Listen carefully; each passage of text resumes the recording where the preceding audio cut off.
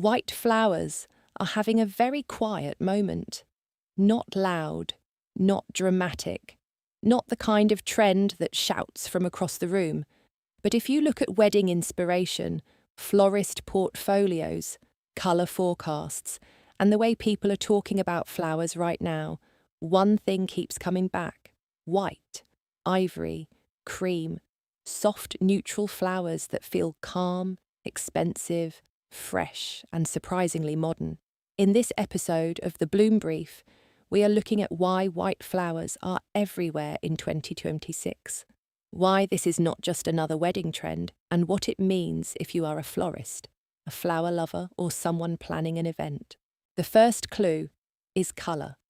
Pantone named Cloud Dancer as its colour of the year for 2026. It is a clean, airy white, rather than a loud colour statement. That matters because colour forecasting does not just affect interiors or fashion. It also shapes flowers, weddings, packaging, photography, and how people imagine luxury. After years of bold palettes, dopamine colour, and highly saturated event design, a soft white can feel like a reset.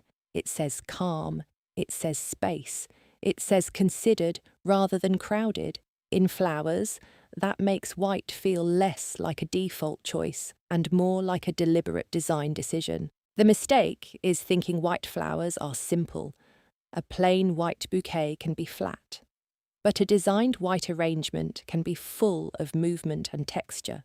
Think white roses with ruffled lisianthus, creamy ranunculus with airy sweet peas, hydrangea, delphinium, scabious, orchids, tulips, anemones, stocks, and clouds of gypsophila used carefully rather than as filler. The interest comes from shape, scale, petal texture, and the greens around the flowers. So the trend is not really white flowers, it is white flowers with depth. The best versions feel soft, layered, and touchable. Weddings are one of the biggest reasons this look is spreading. White flowers photograph beautifully. They work with almost any venue. They can feel timeless in a church, clean in a modern city space, romantic in a garden, and luxurious in a country house. They also let dresses, tableware, candles, linens, and architecture breathe. That is important because couples are not only choosing flowers, they are designing a whole visual world. White and ivory flowers become the thread that ties everything together. And for florists, this creates a chance to sell design rather than just stems. The modern white palette is not pure white from start to finish. It usually includes ivory, cream, parchment, champagne, pale butter, soft green, dusty sage, and sometimes the smallest hint of blush or taupe. That is why it feels warmer than old-fashioned white wedding flowers. It can look editorial without feeling cold. It can look expensive without needing every stem to be rare, and it can be adjusted for the season, fresh and green in spring, creamy and meadow-like in summer, muted and textural in autumn, candlelit and elegant in winter.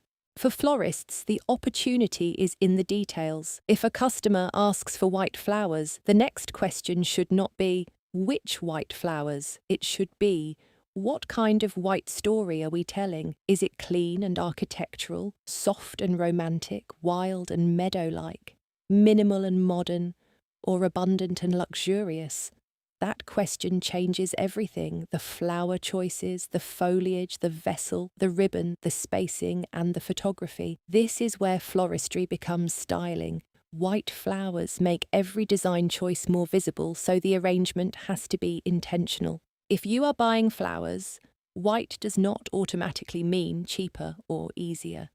Some white flowers bruise quickly, some show every mark, some need careful conditioning and timing, and because white arrangements rely so much on texture and shape, they can need more thoughtful flower selection than a colourful mixed bouquet. So, if you want this look, ask your florist for a white and ivory palette with texture, movement, and seasonal flowers. That will usually give you something much more beautiful than simply asking for white flowers. So the big idea is this: white flowers are not coming back because people have run out of colour. They are coming back because people want calm, clarity, softness, and designs that feel personal rather than noisy. In 2026, white is not empty. It is a mood. And in floristry, that mood can be romantic, modern, sculptural, seasonal, or beautifully simple. That is why white flowers are everywhere. Subscribe to the Bloom Brief for more calm, clear floral trend briefings